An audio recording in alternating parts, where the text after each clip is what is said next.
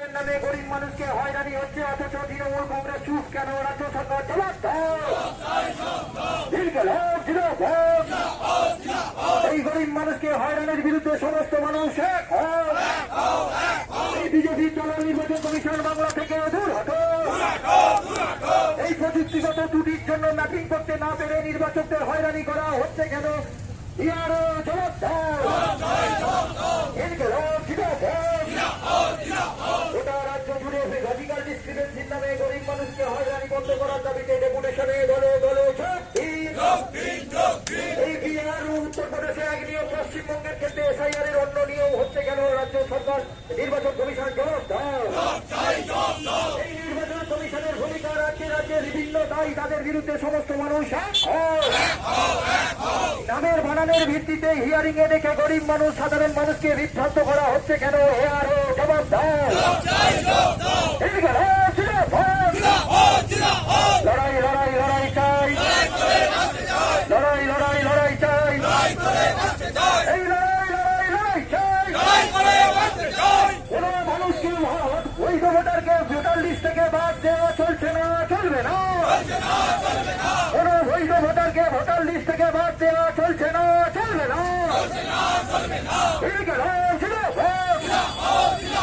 2002 voter লিস্টে নাম থাকা সত্ত্বেও কেন নাম বাদ দেওয়া হচ্ছে? এরও জবাব দাও। বেছে বেছে বুথ ধরে নির্দিষ্ট অংশের মানুষদের হিয়ারিং এর নামে ডেকে বিভ্রান্ত করা হচ্ছে কেন? নির্বাচন কমিশন জবাব দাও। নির্বাচন কমিশনে একজনও ভোটারের নাম বাদ গেলে আমরা রুখে দাঁড়াবো, তাই আমাদের এই ডেপুটেশনে দলে দলে যোগ দিন।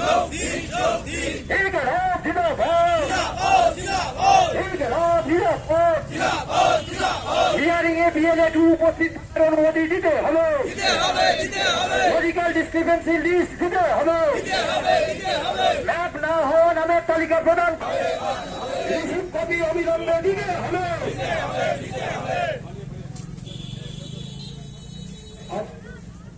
কংগ্রেস বন্ধুগণ, হিয়ারিং এর জন্য যে সমস্ত মানুষজন এসেছেন, প্রত্যেকেই দেখতে পাচ্ছেন যে একটা খুব কঠোর সময় আমরা দাঁড়িয়ে আছি। যে বৈধ ভোটারকে অবৈধ করে দেওয়ার যে চেষ্টা করছে রাজ্য, তার সঙ্গে সিনা ঠুকে লড়তে হচ্ছে সাধারণ মানুষকে। কাগজ জোগাড় করতে হিমশিম খেতে হচ্ছে। বাজার অর্থনীতি এবং তার সংসার চালানো যখন দায় হয়ে পড়েছে, তখন নির্বাচন কমিশন সাধারণ মানুষকে ব্যতিব্যস্ত রাখার একটা কৌশল হিসেবে বেছে নিয়েছে বৈধ ভোটারকে অবৈধ করে দেওয়ার চেষ্টা করার মধ্যে দিয়ে। আমাদের বিডিও সাহেবের কাছে আমাদের ডেপুটেশনের পূর্ব নির্ধারিত কর্মসূচি ছিল, সেই মোতাবেক আমরা এসেছি। নির্দিষ্টভাবে আমরা আমাদের কয়েকজন কমরেডকে নাম ঘোষণা করব, তারা যাবেন, প্রতিনিধিমূলক আলোচনা করবেন, আর বাকি সমস্ত কমরেড আমাদের এই মিছিল কাউন্টিং এর মধ্যে থাকবেন। আমি নামগুলো ঘোষণা করছি, অযথা যে নামগুলো ঘোষণা করব তারা ছাড়া কেউ যাবেন না। এই যে প্রতিনিধি দল যাবে, কমরেড বশির আহমেদ, কমরেড নজরুল বিদ্যা, কমরেড জটাধারী আদব, কমরেড স্বপন মুখার্জি আর কমরেড আবু সালেও আপনারা যাবেন।